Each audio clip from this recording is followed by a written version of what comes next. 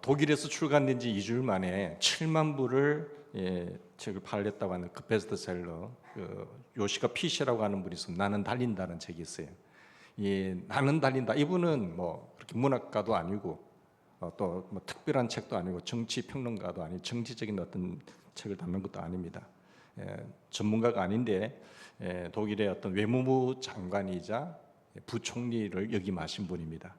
근데 정치 평론가가 아니면서 다른 사람들에게 이런 인기를 끌 수 있는 베스트셀러가 된 이유가 뭘까? 다만 목표를 향하여서 달려가는 한 경기자의 인생을 간증한 책이라고 보시면 되겠습니다. 자기 인생을 이제 한 경기로 비교해서 난 한 경주자다 하면서 자기의 삶을 간단하게 간증한 내용인데요. 자신이 경험한 인생, 그 자신의 인생을 아주 진솔하게 표현한 책이라고 보면 되겠습니다. 근데 이분의 이력도 보면은 그렇게 훌륭한 이력을 가진 것이 아닙니다. 부족한 집 아들로 태어났고요. 고등학교를 중퇴했어요. 근데 삶의 밑바닥을 헤맸는데 방랑도 많이 하고 택시 운전기사까지 하게 됩니다. 그러던 그가 35세에 연방의회에 진출하게 되고 그리고 해센주 환경부 장관이 되면서 일약 정치가로 나타나게 됩니다. 그는 어려서부터 스포츠를 즐겼습니다. 181cm의 훤칠한 키지요. 그게 75kg. 얼마나 멋있는 청년입니까? 이런 품이 있는 어떤 건강한 몸을 가지고 스포츠를 좋아하고 늠름한 청년이었습니다만은 이 정치적 성공을 위해서 열심히 집중합니다. 내가 정치계에 뛰어들어서 또 하나 정치를 한번 해보자 하면서 열심히 애쓰고 노력하는 가운데 이 과중한 업무에 시달리다 보니까 결국은 스트레스 쌓여서 이제 먹기 시작한 거예요. 우리가 스트레스 쌓이면 안 먹고 그러잖아요. 그 체중이 무려 112kg까지 불어납니다. 근데 그의 아내는 마침내 별거를 선언하게 됩니다. 이유는 너무 살쪘다는 거지. 이게 이제 웃을 일입니다만 이 사람이 왜 이럴까 하면서 이혼을 하게 되고 너무 뚱뚱하다는 것이 이유였죠. 그래서 이제 그는 그것을 계기로 해서 자신의 다시 한번 훌륭한 중요한 계획을 하게 됩니다. 내가 새로운 결단을 하고 내 몸부터 관리해야 되겠다라고 다짐을 하면서 체중을 일단 75kg로 줄이자는 목표를 세웠습니다. 방법은 달리기다. 그리고 지속적으로 끈기 있게 과감한 결단과 끈기 있는 지속과 철저하게 현실에서 출발하는 생활을 하기 시작합니다. 그리고 꾸준한 인내와 이렇게 해서 75kg를 만들어냅니다. 그리고 오늘의 인생을 살게 되는데 그러면서 그의 유명한 말이 있어요. 무슨 말을 하는가 하면 내 몸 하나도 내가 조정하지 못한다면 내가 무슨 일을 하겠느냐. 내 몸 하나도 내가 조절하지 못한다고 한다면 내가 무슨 일을 하겠느냐. 위대한 선언이죠. 간단하면서도요. 내 몸 하나도 내 마음대로 못하는 인간이 뭘 하겠다는 거냐 이 말씀인 것이. 그러면서 자기가 사람들에게 공감을 얻고 나도 했으니까 여러분 할 수 있습니다라고 하는 비전을 제시했습니다. 오늘 본문에 보면요, 인생을 어디에 비유하고 있죠? 한 경기자에 빗대고 있습니다. 그 사람을 한 운동선수의 모습으로 비유하고 있습니다. 여기 운동하는 사람에게 주어진 몇 가지 철학이 있잖아요. 운동하는 사람들은 물론 운동뿐만 아니라 모든 사람들이 그렇겠지만 특히 운동하는 사람들의 철학은 첫째는 향방을 정해야 됩니다. 향방. 목적과 목표가 있어야 합니다. 목적이란 추상적인 것이죠. 목표는요. 그 목적을 이루기 위한 구체적인 목표를 세워야 됩니다. 그런데 구체적인 목표는 있는데 추상적인 목적이 없는 사람이 있고요. 추상적인 목적은 있는데 또 구체적인 목표가 없는 사람이 있습니다. 목적은 언제나 추상적인 것이고 높은 것이 되어야 됩니다. 그리고 목표는 아주 구체적으로 상세하게 나와야 됩니다. 이 목적을 이룰 수 있는 구체적인 목표, 1년 후에 아니면 5년 후에, 1개월 후에 어떻게 될 것인가 라는 것이 있어야 되죠. 이 목표는 어떤 구체적인 내 앞에 있는 현실이 되어야 됩니다. 현실을 파괴하고 이 비전을 이루기 위해서 장애 요소가 무엇인지를 발견하는 거죠. 그럼 이 장애 요소를 타개할 수 있는 구체적인 방법을 열거할 수 있어야 됩니다. 그 장애 요소만 뛰어넘으면 내 비전과 목표를 이룰 수 있잖아요. 운동하는 사람은 목적의식이 분명하고 그리고 목표가 분명해야 되는 것입니다. 아무리 바빠도 차는 바로 타라는 말이 있잖아요. 우리가 급하다 보면은 우리가 요즘은 많이 안 그런다만은 이렇게 버스를 또 잘못 탈 수가 있어요. 목적지를 잘못 알고 바로 알았는데 반대 방향으로 가는 차를 탈 수 있잖아요. 그러다 보면은 이게 그만큼 시간을 에너지를 많이 들였는데도 불구하고 다시 돌아와야 됩니다. 그게 향방이거든요. 목적을 분명히 하라 말씀. 바쁘다고 아무 차나 바꾸 타서도 안 된다는 거죠. 목적을 분명히 하는 사람이 되라라는 말인 것 같습니다. 사랑하는 여러분, 요즘 뭐 노하우, 노웨어 많은데 노와이, 내가 그 일을 왜 해야 되느냐, 이게 더 중요한 것 같습니다. 구체적인 노하우도 아는데 어디를 향하는지 노와이를 모를 때에 그 사람은 흔들기 시작하는 거죠. 좋은 기술도 있고 지식도 가졌어요. 근데 방향이 엉뚱한 데로 가고 있습니다. 그러면 어떻게 될까요? 그 에너지와 세월과 시간 다 돌아와야 됩니다. 그만큼 달리고 열심히 달리는 것이 문제가 아니라 내가 no why를 모르는 상태에서, 목적을 모르는 상태에서, 방향을 바로 잡지 못한 상태에서 일을 하잖아요. 그만큼 손해인 것입니다. 지난 시간에 말씀을 드린 바와 같이 인격이 되지 않는 사람이 일을 하게 되면 그 일은 망치게 된다. 본인도 망치고 주변 사람들에게 어마어마한 타격과 아픔을 주게 된다라고 말씀을 나눴지 않습니까?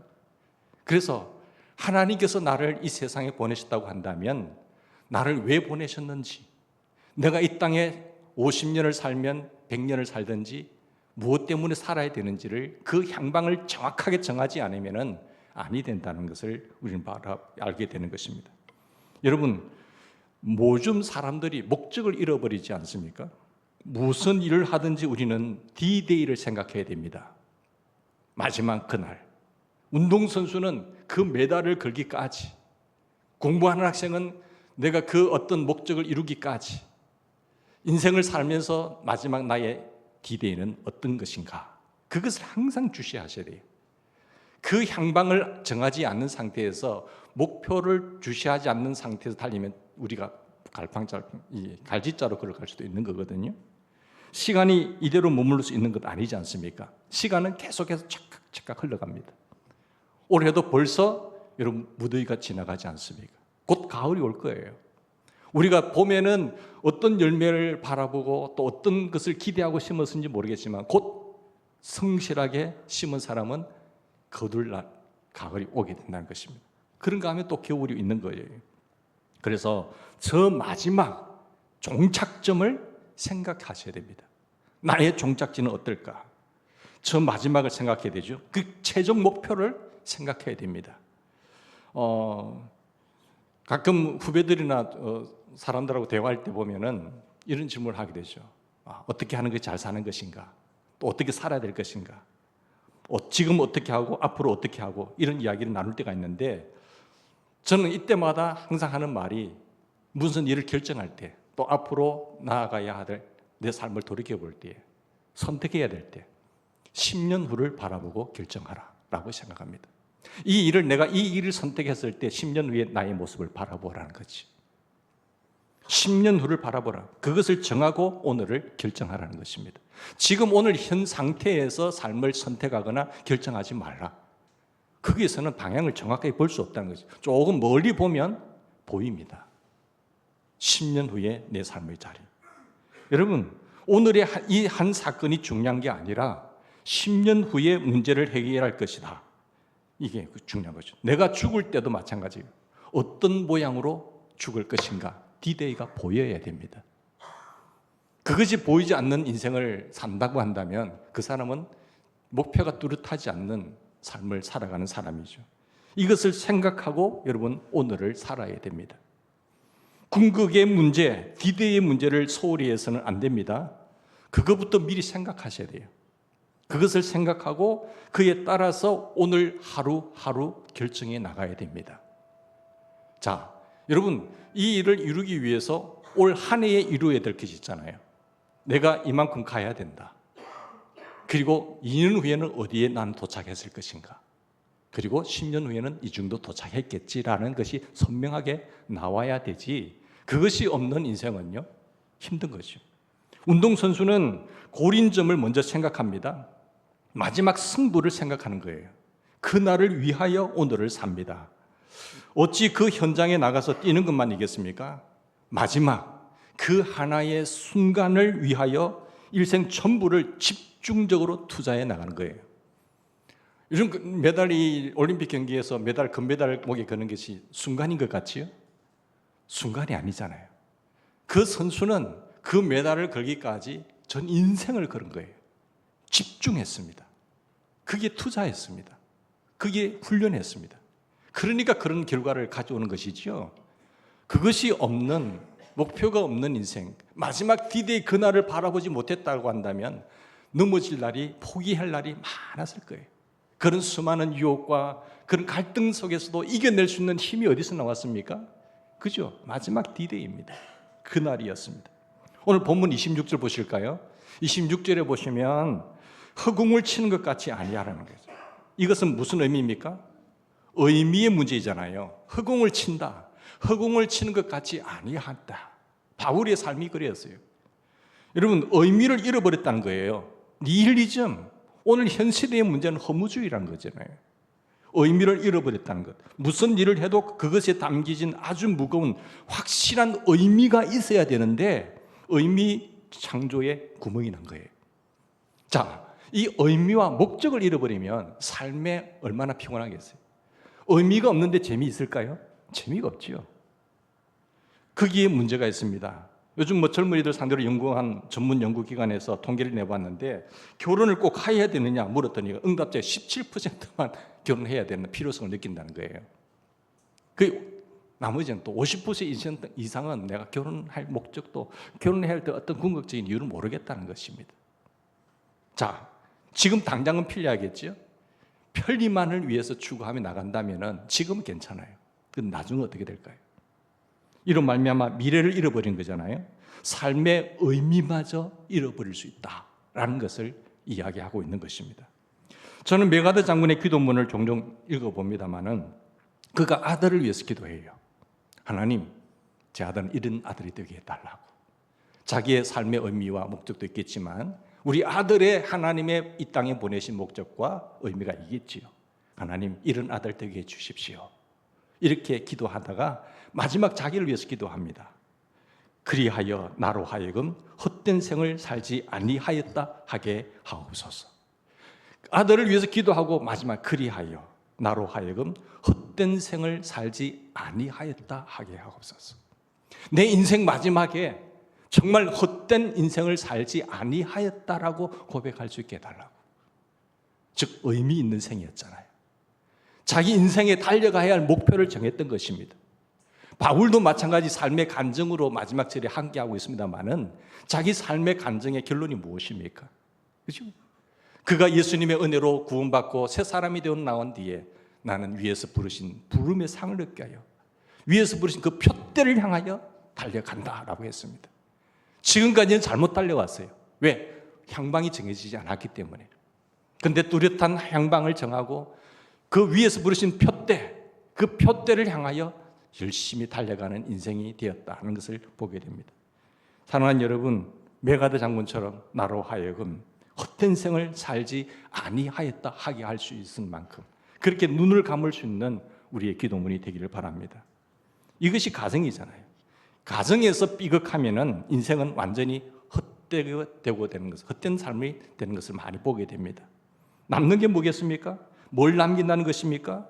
무엇으로 이기겠다는 것입니까? 순간의 일만 생각하고 의미 없는 헛된 영광을 추구하는 그 군상이 바로 오늘 우리의 현실이란 말입니다. 목회 상담가였던 하워드 클라인베리 쓴 웰빙이라는 책에 보면은 그가 이런 말을 합니다. 그 책의 내용에 이름이 있습니다. 사람의 마음에 힘을 주는 일이 어디에서 오는가? 마음에 힘을 주는 일이 어디서 오는가? 첫째는 하나님께서 내게 주신 가치를 지니고 태어난 존재라고 하는 자기 존재감. 하나님께서 내게 주신 가치가 있다는 사실. 내가 그냥 세상에 태어난 것이 아니라 하나님께서 그 각 사람마다 주신 가치가 있다. 그리고 그 가치를 인식하고 나아갈 때 그 자존감이라고 하죠. 자존감이 있어야 한다. 의미 있게 태어난 것입니다. 그냥 태어난 것이 아니라 의미 있게 태어난 것이다.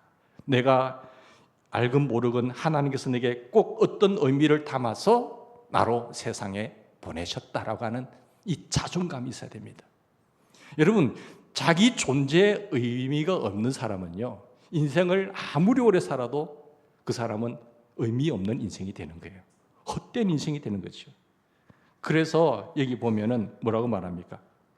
말씀한 거죠. 허공을 치는 것 같이 아니하게 달라고. 목표가 정확한 여러분이 되길 바랍니다. 두 번째는 뭔가 하면 해야 할 일이 있기 때문에 그것을 위해서 자기 기술과 지식을 습득하는 게 힘이라고 했어요. 즉, 능력을 얻어야 된다는 겁니다. 능력. 이 능력이 공부에서든지 뭘 하든지 자기 안에 내적인 힘으로 나올 수 있는 그 능력이 없으면 영향력이 없어요. 똑같은 사람이 있는데 능력이 있는 사람이 있고 능력이 없는 사람이 있다니까요. 능력은 거저 얻어지는 것이 아닙니다. 능력은 훈련하고 노력하고 애쓰는 것만큼 얻어집니다. 어떤 사람에게요? 자기의 어떤 목적과 목표가 있는 사람에게 그것을 이룰 수 있는 의미를 깨닫고 그리고 노력할 때 얻어지는 것이 능력이에요. 빈둥빈둥 거릴 수도 있고요. 그 일을 이루기 위해서 열심히 애를 쓰는 사람이 있고요. 능력이 차이가 다르죠. 셋째는 스스로 자기 자신을 이끄는 내적인 힘이 있어야 된다라고 말을 합니다. 그러니까 웰빙이라는 이 책에 보면 사람의 마음에 힘을 주는 일이 가장 근본적인 힘은 결국은 어디입니까? 내적인 힘이죠. 그 내적인 힘이 있어야 외적인 능력에 돌파할 수 있고 그 다음에 그 의미는 자존감 속에서 자기의 하나님께서 나를 이 땅에 보내신 목표를 따라서 삶을 살아가게 된다는 것입니다. 내가 나를 못 믿는데 누가 나를 믿어줍니까? 그게 내적인 힘이거든요. 여러분 자신의 소중함을 발견했으면 좋겠습니다. 하나님께서 나를 이 땅에 보내실 때 내 의미는 어떤 존재냐?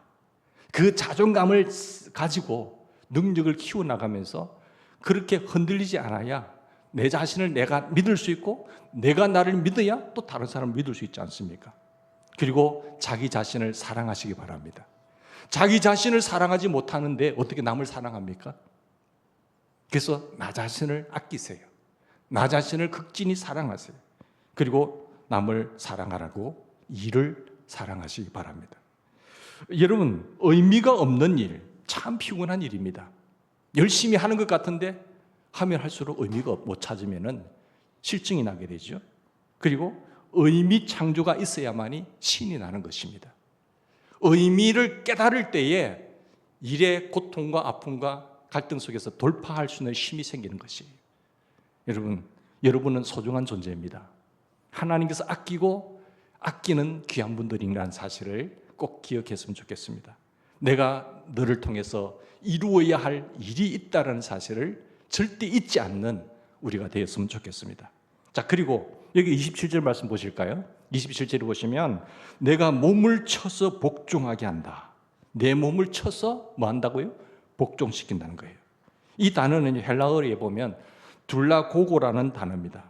둘라고고라는 말은 두 가지 합성어거든요. 둘로스라는 단어, 노예지요. 종이지요. 둘로스라는 단어와 아고르르 단어의 합성어가 둘라고고입니다. 그러니까 아고르는 뭔가 하면은 인도한다는 뜻이에요. 그러니까 노예를 인도한다. 둘라고고.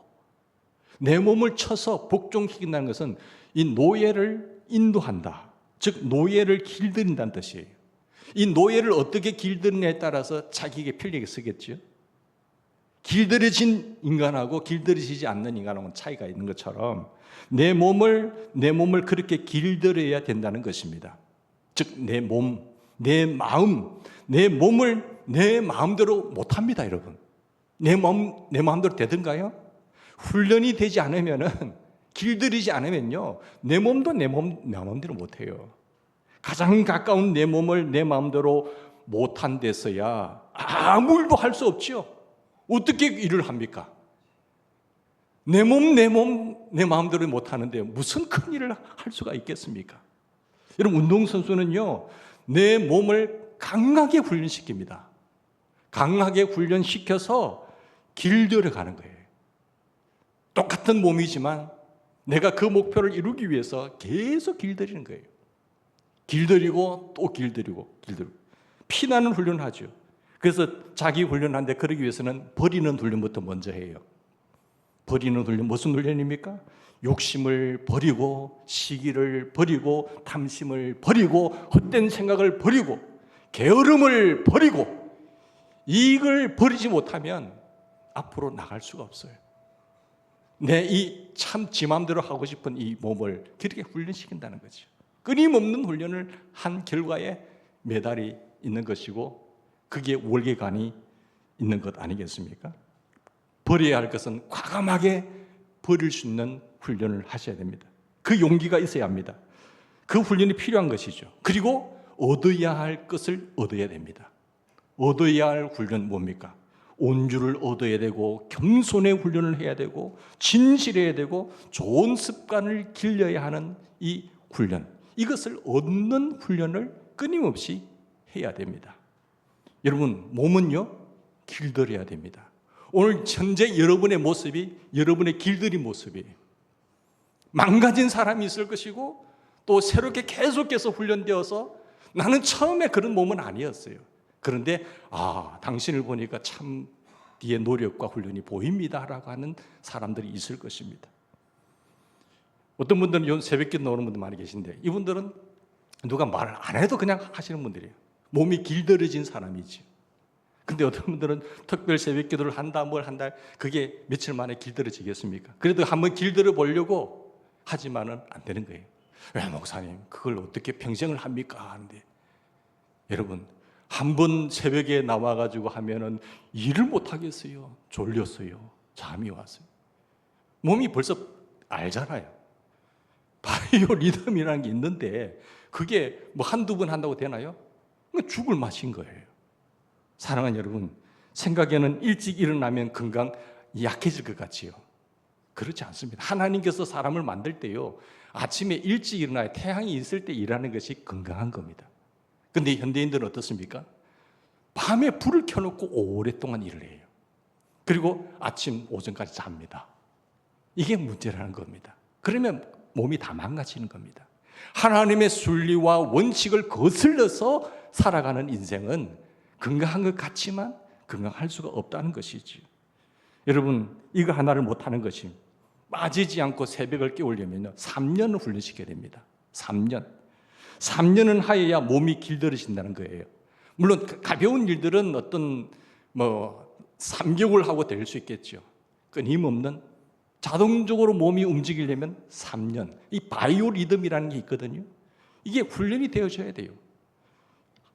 일주일 하기에는 한 달 하기에는요 몸이 말을 안 듣습니다. 죽을 것 같아요. 그러나 그럼에도 자기 몸을 쳐서 복종시켜야 돼요. 예? 길들이셔야 돼요. 그러면요 굉장히 편안한 삶이 되는 겁니다. 그게 하나님의 창조의 목적을 이루는데 굉장히 은혜로운 몸이 되는 거예요. 운동선수가 어떤 개인의 목적을 이루면도 마찬가지고 육체의 연습도 훈련도 유익하지만 경건의 훈련 연습은요 금생과 내생에 있어서 유익한 거예요. 내와 이왕의 신앙생활을 할 것 같으면 많은 성도들에게 은혜로운 영향력을 끼칠 걸 할 것 같으면 이 훈련부터 하셔야 되는 거예요. 내 몸 제대로 하나 훈련 못하는데 뭘 다른 일을 하겠다는 겁니까? 여러분 이제 안 맞잖아요. 그래서 이 바울은 하나님의 은혜를 알면서도 하나님께 부름을 받으면서 그 일을 이루기 위해서 내 몸부터 내 자신부터 다스려야겠다. 내가 뭘 한다고 했는데 마지막 결론이 뭡니까? 내가 버림을 당할까 두려운 거예요. 그러면 아무 의미가 없잖아요. 사랑하는 여러분, 하루 아침에 결정으로 해결될 문제가 아닌 겁니다. 자, 몸이 그런데 마음은 어떨까요? 몸. 진실한 마음, 겸손한 마음, 내가 바라는 바람직한 마음을 가지는데 이거 하나 훈련하는 데는 얼마나 많은 시간이 걸릴까요? 내 몸 하나도 3년 걸립니다. 그 바이오 리듬. 근데 이 마음, 이 더러운 마음, 예수 믿기 전에 그 마음, 사단의 논리 아래 있던 그 마음을 훈련시키는데 몇 년 걸릴 것 같아요? 1년 만에 해결될 것 같아요? 안 돼요. 내 마음을 내 마음대로 할 수 없기 때문에 말씀 훈련이 필요한 거예요. 기도 훈련이 필요한 거예요. 여러분, 내 마음대로 되나요? 안 되잖아요. 그런데 무슨 일을 한단 말씀입니까?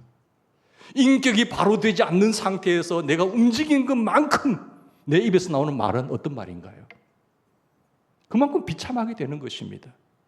여러분, 뿐만 아니라 오늘 본문에 보면요, 자, 25절 보십시다. 무슨 단어 나와요? 절제한다라는 단어 나와요. 절제가 무엇입니까? 셀프 컨트롤이죠. 내가 나를 다스리는 거예요. 절제 없는 운동선수에게는 바랄 것이 있습니까? 전혀 기대하면 안 돼요. 거기는 제대로 자기 자신을 컨트롤이 안 되는데 그게 무슨 메달을 발휘할 것 같습니까? 저 운동선수에게 무슨 기대를 하겠습니까? 사람이 뭐 챔피언 되겠다고 하는데 된 사람도 자기 제대로 관리 못하면 그 순날 내가 마시지 않을 걸 마시게 되고 먹지 말을 걸 먹게 되면 그 다음 결과가 어떻게 될까요? 안 되는 거예요. 우리는 그 하나만 보더라도 우리는 뻔한 결과를 예측할 수 있지 않습니까? 긴 훈련 끝에 내가 나를 다스릴 수 있어야 됩니다. 여러분, 디모데후서 2장 5절에 보면 경기하는 자가 이런 말이 있죠. 법대로 경기하지 아니하면 어떻게 된다고요? 면류관을 받는다고 했어요? 못 받는다고 했어요? 못 받는다고 했잖아요. 경기하는 자는 법대로 경기하는 법을 배워야 됩니다. 이 법을 지킨다는 그 경기 규칙을 알고는 알고 있지만요, 지키기는 하루아침이 되나요? 안 돼요. 근데 경기는 열심히 하는데 그게 규칙을 어겨버려요. 그건 노골이 되는 거예요. 야, 오늘 저 사람이 메달 딴 줄 알았는데 나중에 검사 결과 규정을 어겼어요. 메달 반납이지요. 그건 그때부터 인생 끝나는 겁니다. 다시는 그 올림픽 경기에 출전도 못하게 되는 거잖아요. 사랑하는 여러분, 이 모든 것들은요, 긴 시간을 훈련을 하여야 법을 지키게 되어 있습니다. 평생 법을 안 지키는 사람인데 내가 오늘 이 프로젝트 앞에서는 법을 지킨다고요? 안 돼요. 그게 하루아침에 지켜지는 것이 아닙니다. 거기에 아무리 무서운 형벌을 가해보세요. 지켜지는 거. 감옥에 또 나왔어요? 또 감옥 들어갑니다. 그만큼 훈련이 되지 않는 사람은요, 그만큼 비참한 결과를 안게 되는 것입니다. 준법도 오랜 기간 훈련을 필요로 합니다. 특별히 중요한 것은 타임 관리죠. 시간을 관리할 줄 알아야 됩니다. 운동선수에게 시간이 금이잖아요. 자, 똑같이 주어진 시간이에요. 이 땅 했을 때 이 똑같이 주어진 시간에서 어떻게 시간 관리를 잘 하느냐에 따라서 달라집니다.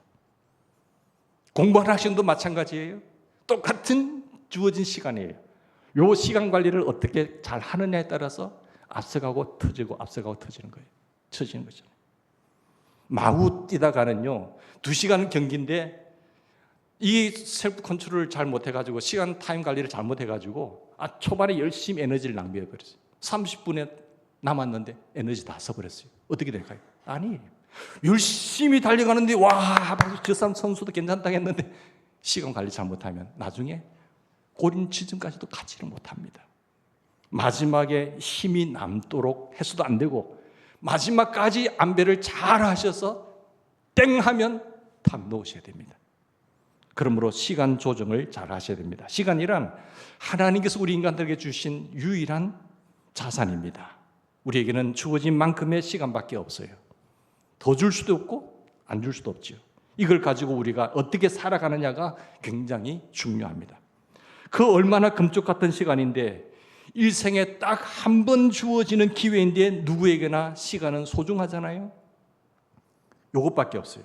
그런데 요새는 시테크라고 하는 것이 타임 테크놀로지를 가지고 시간 관리를 아주 적절하게 잘해줄 수 있는 비서까지 둔다고도 합니다. 거기에 새로운 운명과 세계의 운명이 좌우된다라는 것이죠. 하나님께서 내게 주신 시간이에요. 오늘 하나님께서 여러분에게 많은 시간을 주셨는데 그 시간 관리의 능력이 오늘 여러분의 현재의 모습입니다. 그리고 어떻게 관리할 따라서 앞으로 10년 후가 결정될 거예요. 하루하루의 삶의 모습을 보면 저 사람의 심년후가 보이지 않습니까? 사랑하는 여러분, 오늘 성경 말씀합니다. 내가 내 몸을 쳐서 복종하게 함은 왜요? 내가 남에게 전파한 후에 뭐 할까 봐요? 자기가 도리어 버림을 당할까 두려워하셔야 됩니다. 내가 버림을 당할까 두려워하셔야 돼요. 나는 열심히 달렸다고 달렸는데 하나님이 아니다라면 어떻게 하시겠어요? 그죠? 지도자가 누굽니까? 지도자란 누구를 지도한다는 사람이 아닙니다. 누구를 인도하겠다고 떠드는 사람도 아닙니다. 자기 스스로 자기를 다스리는 사람이 지도자입니다. 자기 스스로 자기를 다스릴 줄 알아야 그 사람이 지도자가 되는 거예요. 그리고 한 걸음 앞서가는 사람입니다. 너무 멀리 가도 안 돼요. 너무 앞서가도 좋은 소리 못 들어요. 여러분, 그에게 감동을 받아서 모든 사람이 그 뒤를 즐거운 마음으로 따라가게 되는 것, 그 사람이 지도자죠. 이것이 지도자입니다. 자기를 구원하지 못하고 남을 구원할 수 있습니까? 못합니다. 그래서 바울은 두려워하는 거예요. 나 열심히 일을 했다고 하는데 내 자신이 버림을 당할까 두렵다. 내가 남을 인도한다, 가르친다, 뭘 한다 해놓고 나는 실격자가 될까 두렵다. 이게 사도 바울의 감정입니다. 자, 위대한 사도 바울의 감정. 내가 나를 구원한 일이 먼저예요. 여러분 자신을 먼저 구원하십시오. 그리하고 남을 구원하게 될 것입니다. 경기자들의 모습을 잘 보십시다. 경기자들의 모습, 그 중에 내가 있는 것이요. 다 달려가고 있습니다. 나도 그 중에 한 사람이에요. 운동장에서 지금 내가 같이 뛰고 있습니다. 나는 지금 어디로 가고 있는지, 어디를 향해서 뛰고 있는지, 그리고 어디까지 왔습니까? 고린 지점은 어디입니까? D-Day는 어디입니까? 며칠 남았는가요? 같이 기도하십시다.